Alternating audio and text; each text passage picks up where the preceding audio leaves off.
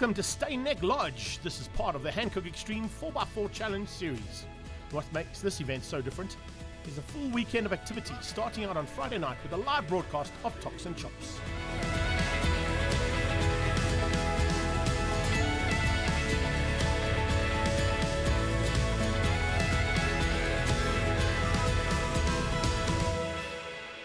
Saturday morning dawns and this is where we are.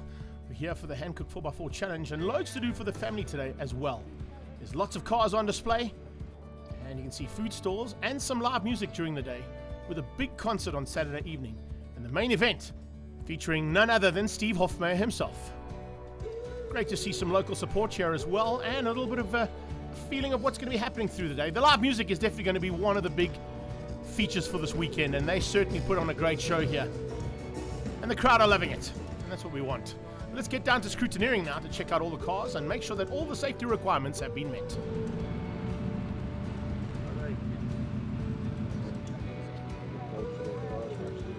The driver's briefing will go through the day's rules and ensure that the draw for the starting numbers is also sorted out. En daar was 'n pro en 'n ouens soos julle die lokker klas, né? Julle ken die reëls, julle Different classes for the day as well, just being explained, and hopefully all the routes going to be explained as well, and what to watch out for out on the routes. And then it's time to sort out the draw. Dis 'n double, ek kan nie. Moet weer mengel. Okay. And the draw is final, hey? Let's catch up with Juanetta Greef, the Hankook marketing manager, and find out why they got involved. Well, Hankook's been involved with the X-Track racing for a couple of years now.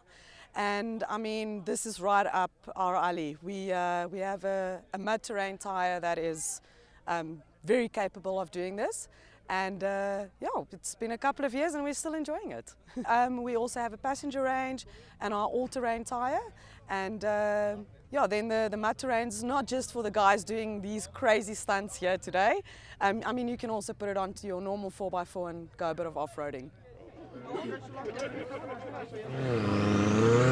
Out on track now for the first time, and this is the time trial. And remember, with the time trial, you have to start in the box and end in the box in order for you to get it all right. Tim van der End in the modified class, setting the initial time and showing that it's going to be a dusty event to be involved in today. Oh, a rollback taken on the time trial. That's not what you want, that's for sure. That's definitely something you're going to have to be very, very concerned about. Now, does he finish in the box nicely? Yes, he does. Good start there from Van den End. Mark comes through now. This is Tim's brother. He's also in the modified class. Looks like the modified cars are going to back a little bit here in these very tight sections for the time trial. Remember, these cars are not built to be doing time trials. They're built to go up and over walls and obstacles, which we're going to find a little bit later on in the show. Maneuverability is not great. As you can see, a wide line so that he can avoid having to take that rollback and catching up to exactly what his brother made the mistake on and uses it to his advantage. Good stop in the box. I would just like to finish because usually this event takes me out before the end of the day. So for today, I just want to like to finish. Well, one of the big things is driving for Tim Hankook nowadays. So I've got a new pair of Hankooks on here. So well, it seems to be working well. Certainly looks good so far. And ARNO is looking very tasty out there, taking slightly wider lines as well in that modified vehicle of his. Watch for the wide line here through this tree. Or just a little bit of extra power to squeeze it around. That's not a bad plan either. Slightly different maneuvers and slightly different techniques being used by the drivers. ARNO finishes up nicely, just outside the box though. Great to see a tyre company like Hankook getting behind this sport, and all the drivers basically build their own vehicles. It costs a lot to upgrade and maintain them. So any form of sponsorship is definitely going to be helped out and used to very good advantage. JACQUES, as you can see, in a massive modified. We're going to try and get this thing through. Listen to that. Grumpy is sounding very good out there. And if you can keep it all together, this is a car that'll definitely be in contention. The time trial just sorting things out here to see who's going to be out on track first and which obstacles they're going to be hitting. This car, of course, is always one to watch out for. LUKAS HOLTZHAUSEN. And there's no need to introduce him if you've been around in the world of 4x4. This is a vehicle that he built himself and certainly is untouchable when it comes to this format of the sport. To just avoid some of the dust he kicked up from the earlier corners, it is a concern that the dust's probably going to play a major role here today. No issues there for HOLTZHAUSEN. He comes through the little S-bend and finishes up in the time box. So the Moonhopper, SA's number 1. It's definitely going to be a car that'll be in contention today. Let's move on to the first obstacle and join the ladies. This is Christine Rothman in a Formula off-road car.